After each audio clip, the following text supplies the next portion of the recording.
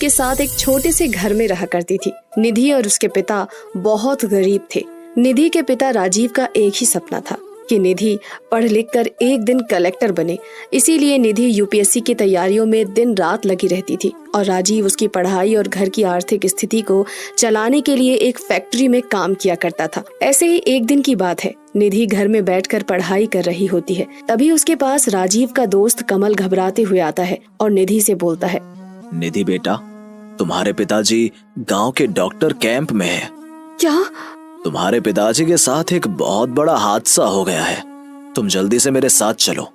अब निधि कमल के साथ चली जाती है, जहां डॉक्टरों से बात करने पर निधि को पता चलता है कि उसके पिताजी के हाथ मशीन के नीचे आ गए थे, जिस वजह से उसके पिताजी के हाथों में काफी चोट लगी थी और इन्फेक्शन आगे ना बढ़े इसलिए डॉक्टर्स को मजबूरन उसके पिता के दोनों हाथ काटने पड़े। ये सुनकर निधि फूट फूट कर रोने लगती है। अंकल, मेरे पिताजी के साथ ये सब कुछ क्या हो गया? निधि बेटा, तू रो मत, जो होना था वो हो गया। इस तरह से कमल निधि को हौसला देता है। कुछ देर बाद राजीव को होश आता है और जब वो अपनी आंखें खोलता है तो वो अपने सामने अपनी बेटी को पाता है और उसे पता चलता है कि उसने अपने दोनों हाथ खो दिए हैं। निधि बेटा, अपने पिताजी को माफ कर दे।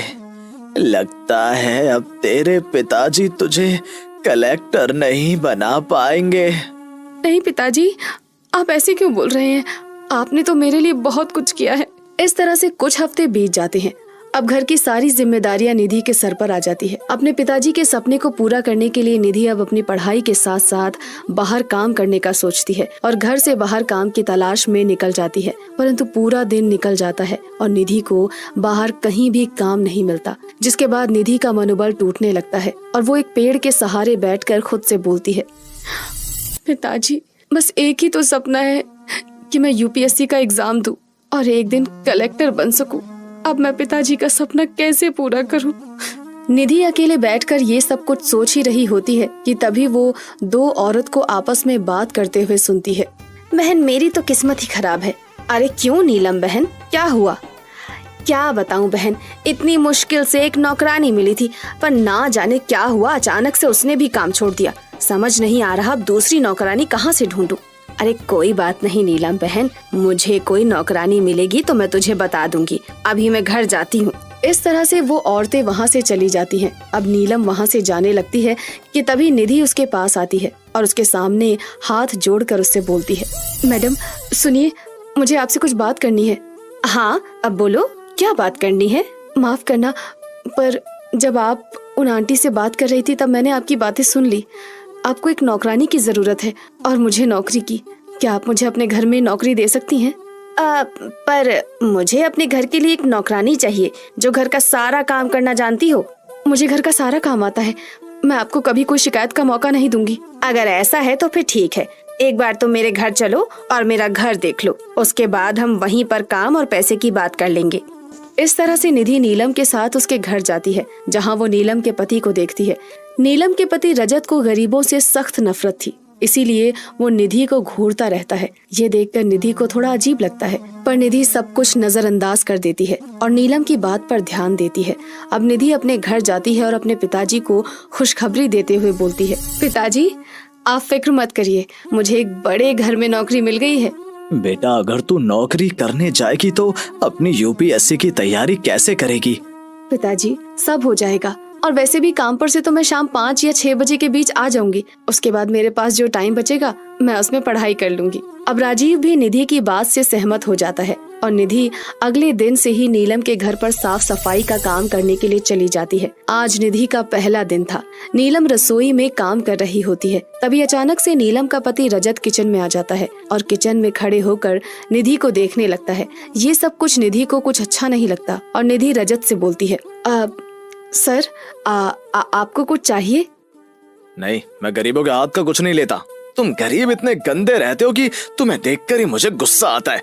पता नहीं मेरी बीवी को नौकर रखने का इतना शौक क्यों है।